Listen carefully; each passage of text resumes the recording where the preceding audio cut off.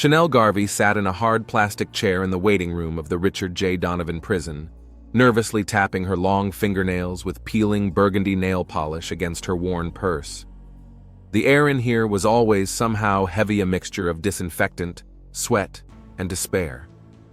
In 2 years, she'd never gotten used to the smell. "Visitor number B43, please come in," the guard said monotonously, not looking up from the register. Chanel stood up, squaring her shoulders and pulling on a tight burgundy-colored dress. Dexter loved it when she wore that color. "Baby, you're like an expensive wine in that dress. The longer I look at it, the more I want it," he'd once said. The memory brought a bitter smile to her face. The dating room resembled a school cafeteria, long tables divided into sections by plexiglass partitions. Dexter was already waiting for her, sprawled on a metal chair in his standard orange prisoner's robe. Despite 2 years in prison, he looked better than most on the outside, trim, with muscular arms and a clear gaze. "My queen has arrived," Dexter smiled broadly, showing perfectly straight teeth. That smile had once turned her world upside down. "Hi, Dex." Chanel sat across from him, trying to look animated. "How are you?" "Better now that I see you," he winked. "Tell me, what's it like out there on the outside?" Chanel started talking about the new clients at the salon, about trying to fix the leaky faucet in their small apartment in Encinitas, about the bills that were getting harder to pay alone. Dexter nodded, smiling in all the right places, but his eyes occasionally wandered around the room. "Are you listening to me?" she asked half-heartedly. "Of course I am, baby. The faucet's leaking. The bills are going up. I hear everything." He smiled again, but the smile didn't reach his eyes. "Listen, I'm thinking of enrolling in a vocational training program. Maybe I can get my sentence reduced for good behavior." "Really? That would be great."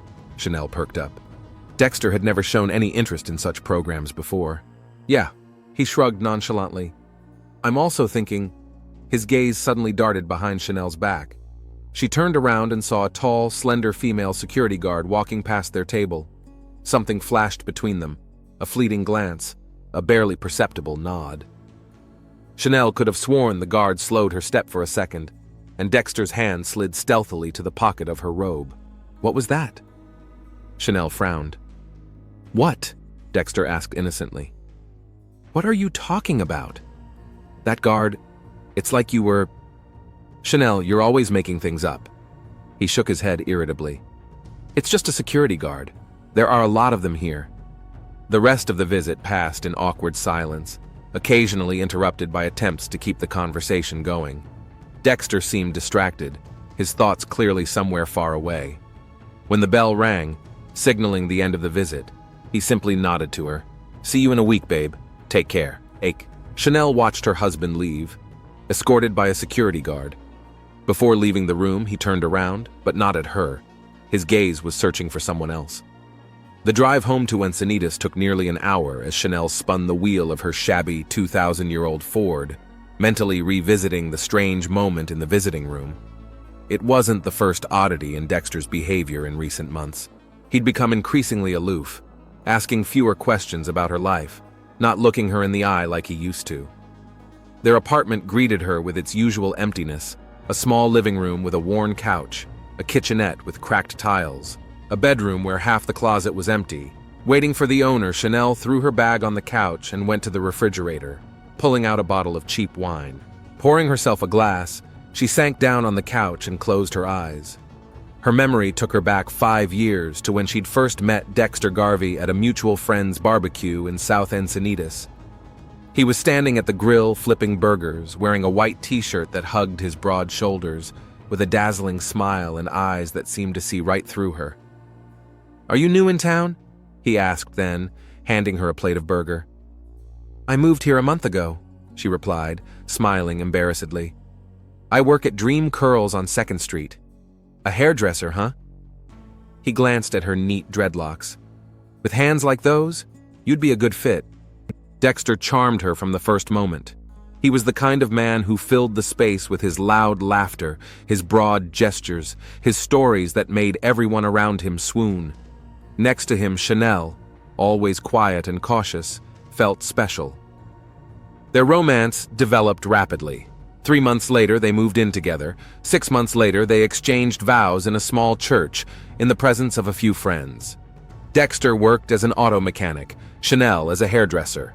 They dreamed of saving up for a house of their own, maybe starting a small business. And then it all came crashing down one night when the police came knocking on their door. Dexter was accused of armed robbery at a gas station. Surveillance cameras, witnesses, fingerprints. The evidence was overwhelming.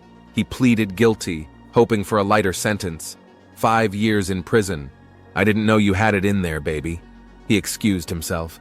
I thought I'd just scare the cashier, take some cash. I mean, we needed money for a down payment on a house. Chanel shuddered, coming back to the present.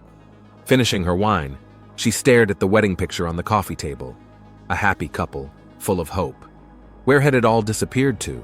A knock on the door snapped her out of her musings. Standing on the doorstep was Timar Brooks, a tall, lean man with a wary look and a scar crossing his left eyebrow. Hey, Chanel. He shifted uncomfortably from foot to foot. Thought I'd stop by and check on you. Timar.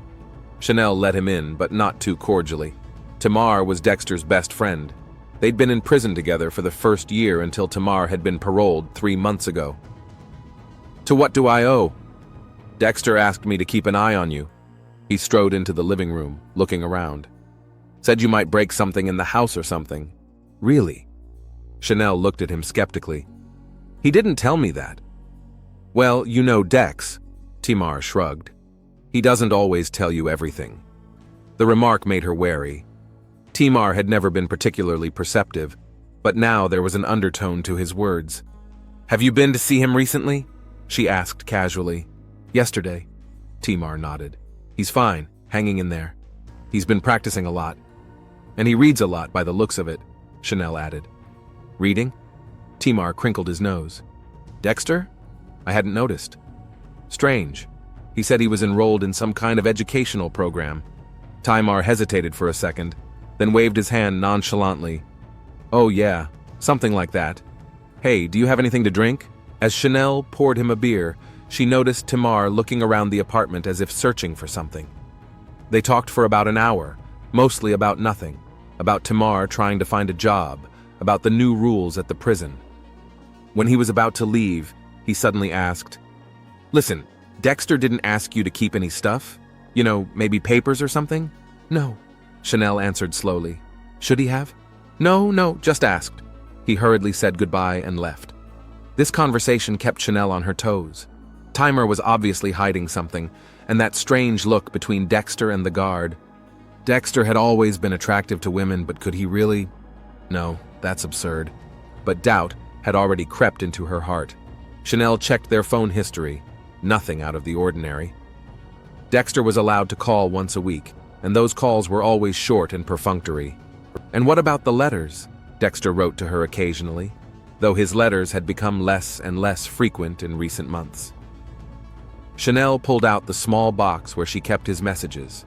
Rereading them, she noticed they were becoming more formal and shorter as time went on. Suddenly, it hit her. The last letter from Dexter had come through Timar. He'd handed over the envelope, saying Dexter had asked for it to be delivered in person. But what if Timar wasn't the only one delivering letters to her? The next morning, Chanel called work and took the day off. Instead, she drove to a small post office near the prison where inmates had the option of mailing letters. Hello? She smiled at the elderly clerk. My friend works at Donovan Prison as a guard. She asked me to pick up her mail, but I forgot her name. Tall, slim, dark-skinned, very pretty. Always gets a lot of mail. The clerk looked at her suspiciously, but then shrugged. That must be Imalani Jackson. She's the only one of the guards who gets regular demand letters. Chanel felt her heart skip a beat. Yes, that's right, Imalani. Thank you so much. But I can't give her mail without a power of attorney, the clerk said sternly. Of course, I just wanted to make sure I didn't get the wrong branch, Chanel hurried out, feeling the blood pounding in her temples. Imalani Jackson. She had a name now. The plan matured quickly. The next day of the date, Chanel accidentally ran into Timar at the prison entrance. Hey, what are you doing here? He wondered. Same thing you are, visiting Dexter. She smiled. Look, I need to get to the ladies' room right away. Hold my bag. I'll be right back. Without waiting for a response, Chanel slipped the bag into his hands and disappeared around the corner. Instead of the restroom, she headed for the service entrance, where she'd observed the guards usually went for a smoke break. She was lucky. 10 minutes later, she spotted the same tall woman smoking against the far wall. Imalani Jackson looked imposing even without her uniform. Athletic build, proud posture, hair gathered in a tight bundle. She was beautiful with that stern, unapproachable beauty that probably drove many prisoners crazy. Chanel discreetly snapped a picture of her on her phone and hurried back to Timar, who was nervously shuffling from foot to foot with her bag. "Sorry, there was a line," she said nonchalantly. Throughout her date with Dexter, Chanel had been unusually cheerful and talkative, making him relax. "You seem different today," he said suspiciously. "Just a good day," she shrugged. "Oh, by the way, I saw Timar out front. He wanted me to tell you that he can't pick up what you agreed to." "What?" Dexter frowned. "What the hell?" "He said you'd understand," Chanel continued innocently. "Something about letters?" Dexter visibly tensed. "I don't know what you mean. Timar always gets things mixed up. It's weird. He seemed very concerned. Said it might fall into the wrong hands." "Look." Dexter leaned closer, lowering his voice. "Forget about it, okay? It's just, prison stuff. Nothing important." But his eyes said otherwise. Chanel knew her husband well enough to know she'd hit a snag. After the date, she didn't drive home. Instead, she parked near the prison and waited. 2 hours later, she saw Imalani coming out after her shift. The guard got into a silver Chevy and drove out of the parking lot. Chanel followed her at a safe distance. Imalani lived in a modest apartment complex on the south side of San Diego. Chanel wrote down the address and apartment number. The next day, she called the postal service, identifying herself as Imalani Jackson, and asked that all her mail be temporarily rerouted to a demand address, ostensibly because of problems with the mailbox in the building. 3 days later, Chanel received her first envelope, a letter from Inmate K893 Dexter Garvey. Her hands trembled as she opened the envelope. "My precious Im, every minute away from you is torture. I close my eyes and see your face, smell your hair. These stolen moments in the hallways are the only thing keeping me sane. I can't wait to be able to touch you without these damn walls between us. Always yours, D." Chanel felt nausea come up to her throat. It couldn't be true. But the proof was right in front of her. The handwriting Dexter knew by heart. The first letter was followed by others, each one filled with passion, longing, and plans for the future. A future in which Chanel had no place. Dexter wrote about parole, about how he and Imalani would leave town, start over. The last intercepted letter contained a phrase that finally broke Chanel's heart. "When this is all over, I'll deal with S. She hasn't meant anything to me in a long time." Chanel sat on the floor of her apartment, surrounded by letters that were never meant for her eyes. The tears dried, leaving behind a cold determination. For 2 years she'd waited, sacrificing everything for a man who planned to dispose of her as if she were an unwanted object. She carefully folded the letters back into their envelopes, then pulled out her phone and opened a picture of Imalani Jackson. "I think it's time we met," Chanel whispered, looking into the confident face of the woman who had stolen her husband. Imalani Jackson woke up every morning at 5:30. Without an alarm clock, 8 years in the correctional system had given her an impeccable internal chronometer. In the darkness of the small bedroom, she performed her invariable ritual of 50 push-ups, 50 squats, 50 twists, followed by a contrasting shower, a cup of strong black coffee, and the careful donning of her uniform, which was always starched and ironed. She didn't notice the black Ford parked 2 cars away from her silver Chevy. Nor did she notice the woman with dark dreadlocks sitting inside with a thermos of coffee and a camera with a long lens. Chanel was conducting surveillance for the 4th day in a row. She already knew Imalani's routine, rising at 5:30, leaving the house at 6:45, returning around 8 p.m., sometimes with a bag of groceries from the Safeway store on the corner. On Thursdays, Imalani went to the gym. On Sundays, she visited an elderly woman in a nursing home, her mother or grandmother, Chanel assumed. On this day, she decided to follow Imalani farther than usual. Normally, Chanel would leave the trail as soon as the guard entered the prison gates. Today, however, she drove farther, parked on the curb overlooking the prison courtyard, and pulled out her binoculars. Half an hour later, she saw what she was looking for. Imalani was out in the courtyard watching the prisoners walk around. Dexter was among them, wearing a standard orange robe. The prisoners were walking in circles around the yard, with guards standing around the perimeter. On the face of it, everything looked fine, but Chanel hadn't watched people her whole life for nothing. She noticed details that eluded others. The way Dexter changed his trajectory each time to walk closer to Imalani. The way she fixed her hair as he approached. Nothing obvious, but to someone who knew what to look for, it was obvious. "What kind of game are you playing, Imalani Jackson?" Chanel whispered, taking a few shots through the glass. On the third day of her observations, Chanel learned something interesting. After work, Imalani stopped by Domino's Pizza and came out with a large box. Then she headed not home, but to a small house on the outskirts of town, where she was met by a group of teenagers. Curiosity got the best of her, and Chanel got closer, hiding behind the trees. "Miss Jackson, you're late!" shouted one of the boys with a laugh. "Sorry, Marcus, I got held up at work." Imalani smiled, and Chanel was amazed at the change in her face. The stern guard had disappeared, giving way to a completely different woman, relaxed, with an open smile. "Who's hungry?" "Youth Center for Troubled Teens," read the small sign on the door. Chanel snapped a picture of the building and walked back to the car. At home, she Googled the name of the center and learned that it was a charity organization working with kids from troubled families, many of whom were already in trouble with the law. "Interesting," Chanel muttered. "Putting people behind bars during the day and trying to save their kids at night?" She dug further. Imalani's social media accounts were shut down, but through mutual acquaintances, Chanel found some photos of Imalani at her college graduation wearing a robe and cap. Imalani in a military uniform. It turns out she had been in the military before working at the prison. Imalani with an older woman, obviously her mother, judging by the striking resemblance. After a week, Chanel knew almost everything there was to know about Imalani Jackson without going anywhere near her. The important thing that remained was to understand how the relationship between her and Dexter had developed. On Saturday night, Chanel decided on a desperate move. She knew Imalani didn't work weekends. Instead, she spied Timar outside the bar where he usually spent his evenings. "Chanel?" He was clearly surprised and a little alarmed by her appearance.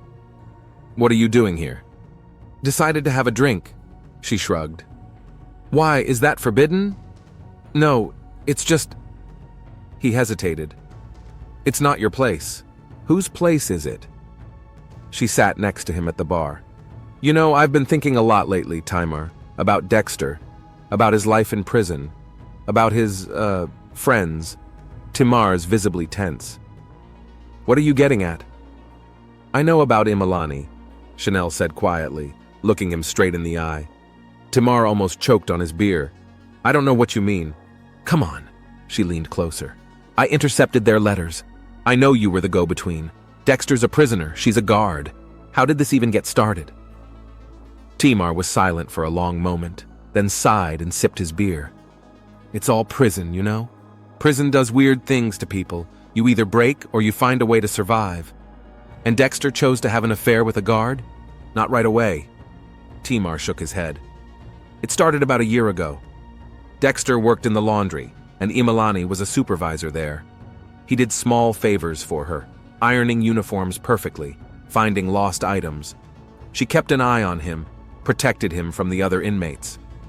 Chanel listened, feeling everything go cold inside. As Timar talked, images popped into her head. Dexter and Imalani exchanging glances in the prison laundry room, the occasional touch of hands, the first notes hidden in stacks of laundry. "She's not what you think she is," Timar continued. "Imalani is strict, but fair. She grew up in a neighborhood like ours. Her brother is doing life in San Quentin. She understands that life. And she still chose to be on the other side of the bars," Chanel said bitterly. "She was trying to make a difference from within the system," Timar shrugged. "But the system changes you faster than you change it." "When did it turn into something more?" Chanel asked, trying to speak calmly. 6 months ago.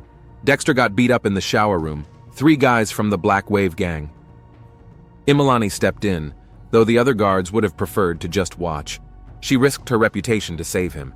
After that, things got more intense. Chanel remembered how 6 months ago Dexter had called her and told her he wouldn't be able to see her for a couple weeks because of a prison quarantine. She hadn't given it much thought at the time. And how far had their relationship gotten? Her voice trembled. Timar looked away. "Look, it's none of my business, Timar, please, I need to know." He sighed. "They find ways. Pantries, empty offices. There are always blind spots in prison if you know where to look." Chanel felt nausea coming up her throat. All this time, while she'd been faithfully waiting for her husband, paying the bills, saving for their future, he'd been making love to another woman in the storerooms of Richard Donovan Prison. "And now they're planning to run away together when he's released," she said, not questioningly, but affirmatively. "Where did you—" Timar paused. "Did you really intercept their letters?" Chanel nodded. "Dexter's going to leave me, isn't he?" Timar was silent for a long moment, then reluctantly nodded. "He had someone to blame, you know? For being there. He convinced himself that if he hadn't needed the money for a house for you, he never would have gone on the robbery." "So it's my fault," Chanel grinned bitterly. "No, of course not," Timar said hastily. "Just, people look for excuses, especially on the inside." Chanel paid for her drink and stood up. "Thank you for your honesty, Timar. What are you going to do?" He looked worried. "Nothing," she smiled strainedly. "What can I do?" But a plan was already maturing in her mind. Imalani Jackson parked in front of the house at 8:30 in the evening. She was exhausted after a 12-hour shift. There had been a fight between inmates at the prison, and she had to file reports late into the night. All she dreamed of was a hot bath and a glass of wine before going to bed. Opening the door of her apartment, she sensed something amiss. The lamp in the living room, which she always turned off before leaving, glowed faintly. "Who's in here?" Imalani instinctively reached for the service weapon she always left in the safe at the entrance. "I wouldn't advise it." A calm, female voice sounded from the darkness. Chanel was sitting in a chair by the window, her face half hidden by shadows. In her hand she held letters, the very ones she had intercepted from the post office. "How did you get in?" Imalani froze in the doorway, assessing the situation. "The locks in this house aren't very secure," Chanel shrugged. "For a neighborhood where the average salary is less than $2,000 a month, it's to be expected." Imalani slowly turned on the overhead light. Now they could get a good look at each other. The two women, bound together by one man, studied each other with wary curiosity. "You're Dexter's wife," Imalani said. Not a question, a statement. "And you're his— who?" Chanel lifted the letters. "A mistress? Prison fling? Or did you really believe all that start a new life together crap?" Imalani's face remained impenetrable, but something flashed in her eyes, a mixture of guilt and defiance. "You don't understand." "Oh, I understand better than you think." Chanel stood up, and now the women were facing each other. "I know all about you. How it all started in the laundry room, about your dates in the storerooms, about your plans to run away when he was released. I'll deal with shh."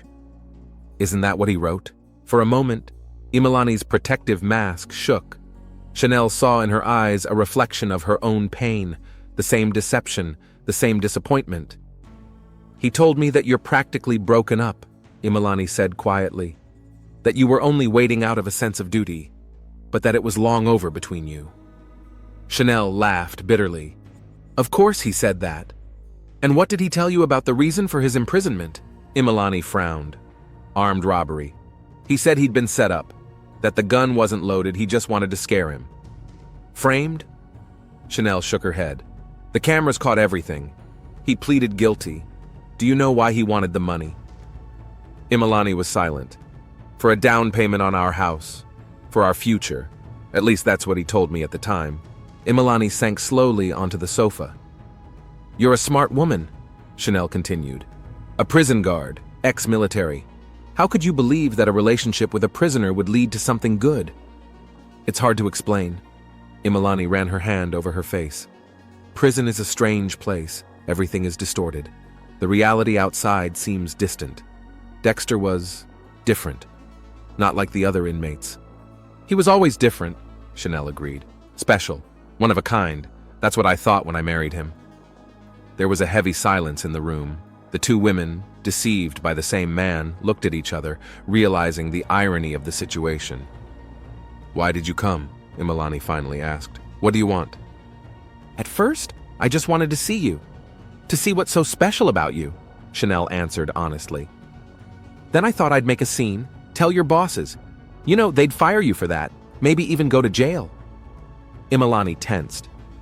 "But now?" she asked. "Now I just want to talk, woman to woman." Chanel lowered herself into the chair across from her. "Tell me how it all started. I want to know every detail." Imalani hesitated, but something in Chanel's voice, a mixture of fatigue and determination, convinced her. She began to speak. Imalani Jackson never planned to work in a prison. She grew up in South San Diego, in a neighborhood where police officers and prison guards were considered enemies. Her older brother Malik was sentenced to life in prison for a murder the family was sure he didn't commit. Imalani's mother died of cancer a year after the verdict, never recovering from her grief. Imalani joined the army to escape the vicious cycle. 4 years of service taught her discipline and order. When her tour of duty ended, she returned to San Diego and unexpectedly applied to the prison service. "I thought I could make a difference on the inside," she said, staring into the space in front of her. "To be the kind of guard I wanted to be around my brother. Fair, human." Reality was harsher. The system changed people, prisoners, and guards alike. Imalani clung to her principles, but each year it became harder. She could feel herself growing stale, seeing the prisoners not as people but as problems to be solved. Dexter had come into her life at a time when she was particularly vulnerable. 3 weeks ago, she'd learned that her brother had died in San Quentin prison. A heart attack, she'd been told, though she suspected the truth was different. Dexter had noticed her condition when others were just passing by. He simply asked if everything was all right. Imalani smiled weakly. Didn't demand an answer, didn't try to comfort, just noticed. Gradually, day by day, word by word, Dexter told her about his life, omitting key details as Imalani now realized, about growing up without a father, about trying to be better than his environment suggested, about his dreams of opening a machine shop. "He never spoke ill of you," Imalani said, looking at Chanel. "Just hardly ever. It was like that part of his life was closed off." Their first kiss happened in an empty warehouse. Imalani knew she was risking her career, possibly her freedom, but in that moment, everything seemed so right. Dexter was a bright spot in the gray monotony of her life, a promise of something better. Chanel listened without interrupting. Imalani's story was so similar to her own, the same emptiness, the same loneliness, the same hope that Dexter Garvey would be the one to change everything. "Do you love him?" Chanel asked when Imalani finished her story. Imalani was silent for a long time, then slowly shook her head. I thought I did, but now, maybe I just love the idea of him, the chance to start over." "He'll never give you that," Chanel said quietly. "A fresh start. Dexter doesn't change. He changes others." There was a strange rapport between the women. They were rivals, enemies by definition, but in this moment they felt a bond based on shared experience. "What are you going to do?" Imalani asked. "Report to the prison authorities?" "What about you?" Chanel parried. "Continue the relationship knowing he lied?" Imalani stood up and walked to the kitchen counter, poured 2 glasses of whiskey and handed one to Chanel. "To the truth, however bitter," she said, raising the glass. Chanel took the drink but didn't take a sip. "You know what the saddest part is?" she said. "He probably never really loved either of us. We were just comfortable, me on the outside, you on the inside." Imalani nodded, accepting that truth. "We have to stop this," she said firmly. "I'll file a transfer report to another prison, or leave the system altogether.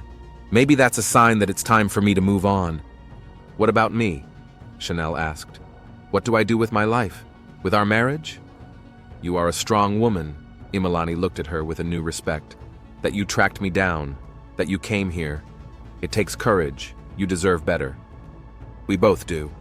Chanel finally sipped her whiskey, feeling the liquid burn her throat. The conversation continued.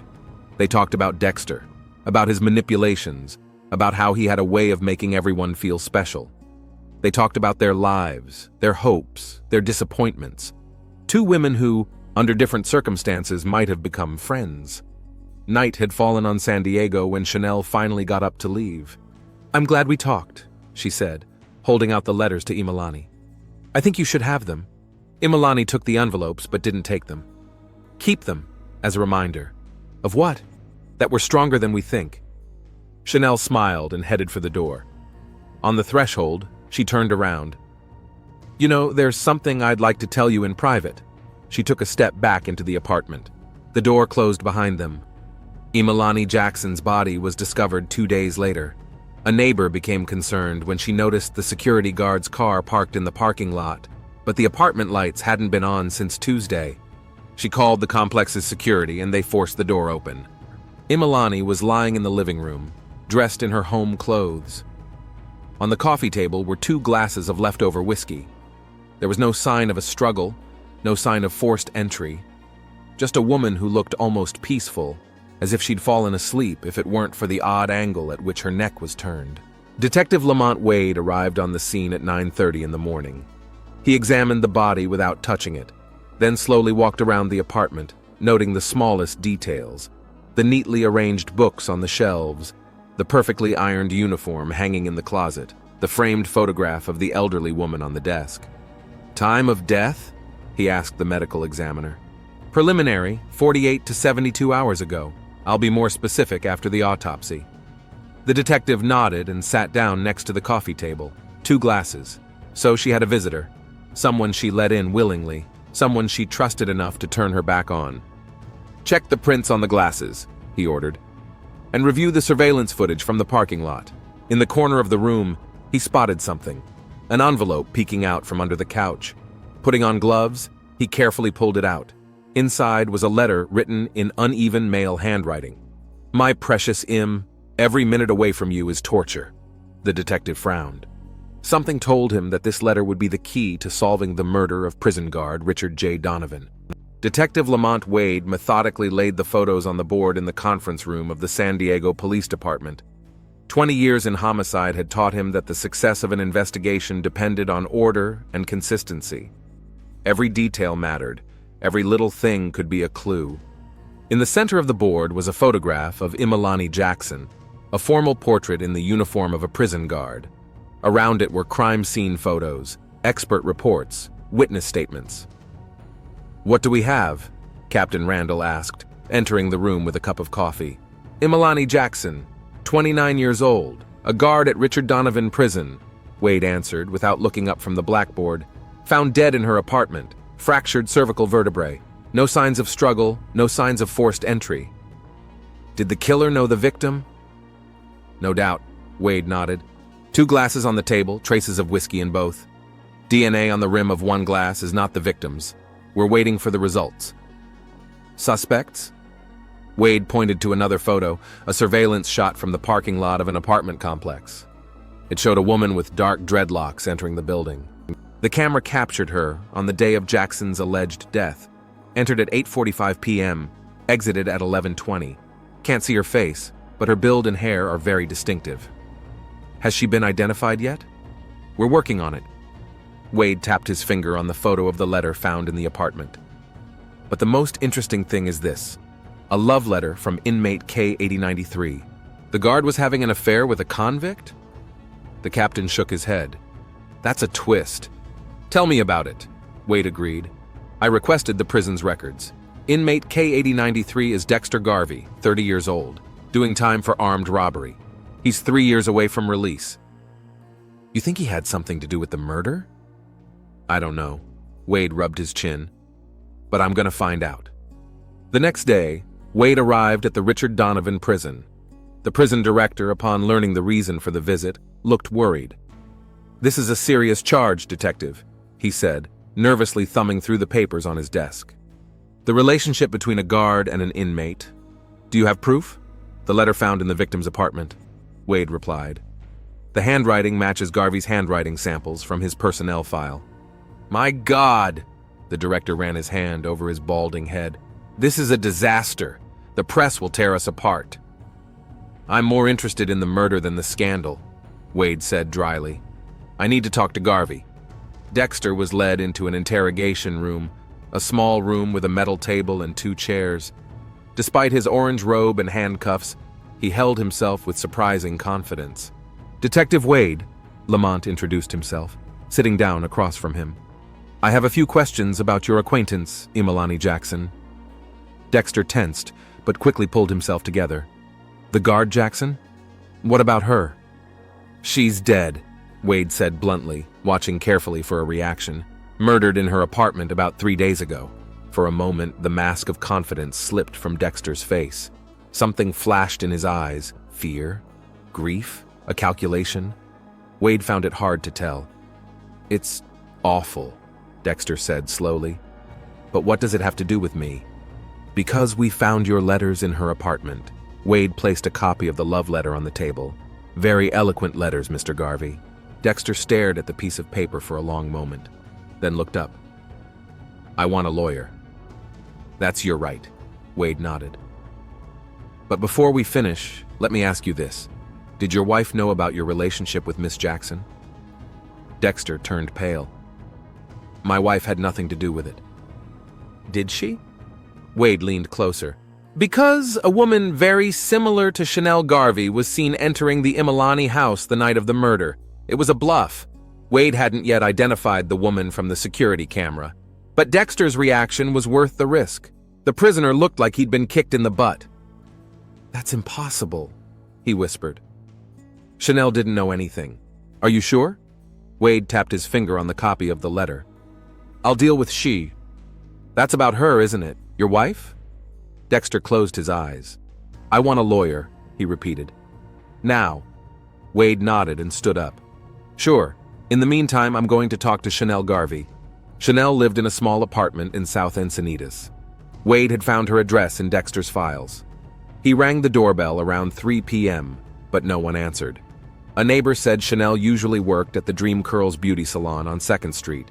The salon turned out to be a small establishment with a cracked sign and faded posters in the window. There were only 3 workstations inside. Chanel stood at one of them, trimming an elderly lady's hair. Mrs. Garvey? Wade addressed her, showing her his badge. Detective Lamont Wade, San Diego Police Department. I need to ask you a few questions. Chanel froze, the scissors in her hand trembling. Did something happen to Dexter? No, ma'am. It's about another case. May I speak with you privately? The salon owner, a full woman with bright red hair, offered them the use of the break room. It was a cramped room with a small table, a microwave, and 2 chairs. Mrs. Garvey, do you know Imalani Jackson? Wade asked once they were seated. Chanel blinked. No, who's that? The guard at the prison where your husband is being held. Wade watched her closely. She was murdered 3 days ago. Terrible. Chanel shook her head. But I don't see what this has to do with me. We have evidence that your husband and Miss Jackson were romantically involved, Wade said bluntly. Chanel froze, then slowly lowered her gaze to her hands. Yeah, I didn't know. You didn't? Wade pulled out a surveillance photo. Because this woman entering Imalani's apartment the night of the murder looks a lot like you. Chanel looked at the photo, then at the detective. That's not me.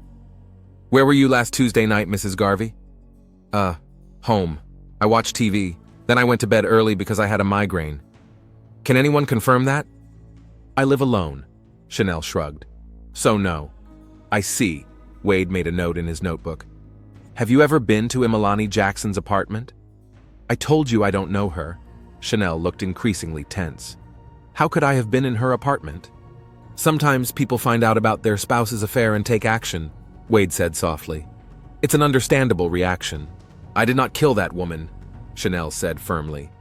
And unless you have a warrant for my arrest, I'd like to get back to work. Wade nodded and stood up. Of course, but please don't leave town anytime soon. I may have further questions. Leaving the salon, Wade immediately called the lab. I need the DNA results from the glass as soon as possible, and compare it to Chanel Garvey's sample. Where'd you get her sample? The technician asked. Not yet, Wade admitted. But I'm working on it. Next on the list was Timar Brooks. Wade found his address in the parolee database. Timar was living in a cheap motel on the outskirts of town, scraping by on odd jobs. Detective? Timar shifted nervously from foot to foot as he stood in the doorway of his room. I haven't broken any laws, and I've been checking in with the inspector regularly. That's not why I'm here, Mr. Brooks, Wade reassured him. I need information on Dexter Garvey and Imalani Jackson. Timar turned pale. I don't know what you're talking about. I think you do. Wade showed him a copy of the letter. You were the go-between, weren't you? Passed the letters between them. Timar bit his lip, clearly struggling with internal conflict. Look, I'm on parole. If I'm found to have been involved in anything illegal, I can talk to your inspector, Wade suggested. If you cooperate in a murder investigation, it'll count in your favor. Murder? Timar stared at the detective in shock. Who was murdered? Imalani Jackson, 3 days ago. Timar collapsed on the bed as if his legs suddenly refused to hold him up. Jesus, I never meant to. No one's accusing you of murder, Mr. Brooks. Wade sat down next to him. But I need to know everything about the relationship between Dexter, Imalani, and Chanel. Timar was silent for a long moment, then sighed and began to speak. He told how Dexter and Imalani had started their affair, how he had agreed to help them exchange letters, how Dexter planned to leave his wife after his release and start a new life with Imalani. And Chanel? Did she know? Not right away. Timar rubbed the scar on his brow. But then, yes, she found out. I met her at a bar about a week ago. She asked me directly, and I couldn't lie. I told her everything. How did she react? Strange. Timar frowned, remembering. Very calm. Too calm. She just thanked me for my honesty and left. Did you tell Dexter what Chanel knew? No. Timar shook his head. I didn't want to interfere any further, but... He fell silent. But? Wade nudged him. Chanel was asking about Imalani, where she lived, what her daily routine was. I didn't pay much attention to it then. And now? Timar looked up at the detective, startled. You don't think Chanel could have... No, not Chanel. She's quiet, calm. She would never... People can do unexpected things when they're betrayed, Wade said softly. Are you sure you didn't give Chanel Imalani's address? Timar thought for a moment. I might have mentioned a neighborhood. Maybe the name of an apartment complex. I don't remember exactly. We'd both had a lot to drink. It was enough. Wade thanked Timar and went back to the station. The plan was starting to take shape. The next morning, DNA results confirmed his suspicions. The marks on the glass belonged to Chanel Garvey. To be sure, Wade requested footage from traffic cameras near Imalani's apartment complex. One of them clearly showed Chanel's Ford pulling out of the parking lot the night of the murder. What remained was a warrant to search Chanel's apartment and arrest her. Chanel was apprehended as she was leaving the salon after work. She didn't resist, just quietly asked, "Did you find out everything?" "Enough," Wade replied as he helped her into the patrol car. In the apartment, Chanel found the main evidence, hidden letters that Dexter wrote Imalani. One of them had Chanel and Imalani's fingerprints on it, irrefutable proof that the two women had met. At the station, Chanel remained silent until her court-appointed attorney arrived. After a brief consultation, she agreed to testify. "I didn't plan to kill her," Chanel said quietly, looking down at the table. "I just wanted to talk, woman to woman." "What happened?" Wade asked. "We talked about Dexter, about how he tricked both of us. She was not what I expected, not a homewrecker, just a woman who'd fallen under Dexter's spell like I had once been." "What had changed?" Chanel clenched her hands into fists. "She said she was going to leave him. She was going to file for a transfer, cut all ties. She was even going to tell her superiors about the affair, you know? Take all the blame." Chanel grinned bitterly. "So noble." "And that made you angry?" "No." Chanel shook her head. "It showed me that she could move on, start a new life. And what's left for me? A criminal husband who used me and then planned to leave me? So you figured if you couldn't have Dexter, she couldn't have Dexter?" "No." Chanel looked up at him in pain. "I decided that if she could get rid of her past, so could I. Dexter was my past, and so was she. They both had to disappear from my life. She told me how their conversation turned into an argument, how Imalani had said something about how it was Chanel's own fault for letting Dexter manipulate her, how Chanel had pushed her in a rage and Imalani had fallen, hitting her head on the edge of the table. And then... I panicked, Chanel whispered. She was unconscious but still breathing. I thought if she woke up, she'd report me and my life would be ruined. So I just... She couldn't finish the sentence. You broke her neck, Wade finished for her. A quick death, almost merciful. Chanel nodded, tears streaming down her face. I didn't want her to suffer. It was just an unbearable situation. The interrogation continued for another hour. Chanel detailed how she had discovered the correspondence, how she had tracked down Imalani, how she had decided to confront her. Her lawyer was already talking about manslaughter, a state of passion.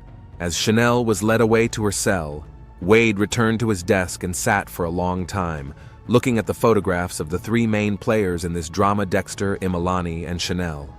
3 lives woven together and shattered by love, lies, and betrayal. A week later, Wade visited Dexter Garvey in prison. The prisoner was visibly gaunt, his eyes haggard. "How's she doing?" Dexter asked as soon as Wade sat down across from him. "Chanel?" Wade asked. "Pleaded guilty to manslaughter. Given the circumstances and her lack of criminal history, she'd get 5 to 7 years. Dexter nodded, his eyes blank. "So she'll still be in jail when I get out of here." "Ironic," Wade said, "though I'd worry about my own safety if I were you. The connection with the guard that led to her murder, news like that travels fast among the prisoners." Dexter paled. "What are you saying?" "Nothing much," Wade stood up. "Just thinking about how one decision can set off a chain of events that can't be controlled. Good luck, Mr. Garvey." As they left the prison, Wade stopped at a plaque for officers killed in the line of duty. Among the newly added names was that of Imalani Jackson. Her uniformed photograph stared back at the visitors, stern, but with a faint sparkle in her eyes. Sometimes love kills, Wade thought, and not always in the way we expect. On his way to the station, he stopped by the women's prison where Chanel was being held while awaiting trial. He found her in the visiting room, slimmed down, with a wan look, but strangely peaceful. "Why are you here, detective?" she asked. "You already got my confession." "I was wondering." Wade leaned closer. "Was it worth it?" Chanel looked at him for a long moment, then nodded slowly. "You know, for the first time in a long time, I feel free. Dexter, his lies, his manipulations, none of that controls my life anymore. But you're in prison." "Prison is a state of mind, detective," Chanel smiled weakly. "I've been in it for the last 5 years. I just didn't realize it." Wade didn't know what to say to that. He just nodded, stood up, and headed for the exit. At the door, he turned around. "I talked to the prosecutor. If you agree to testify against the prison system that allowed an affair between a guard and an inmate, they might reduce the charges." "Expose Dexter?" Chanel hesitated. "I'll think about it." Walking out of the prison complex, Wade raised his eyes to the gray sky. It was starting to rain. 3 lives ruined, 1 cut short. And for what? For the illusion of love, created by a man who was probably incapable of truly loving anyone but himself. Detective Lamont Wade got into his car and started the engine. Another case closed. One more story that would stay with him for the rest of his life. He turned on the windshield wipers, wiping the first drops of rain off the windshield, and drove slowly onto the road, leaving behind the prison walls and the fates imprisoned within them.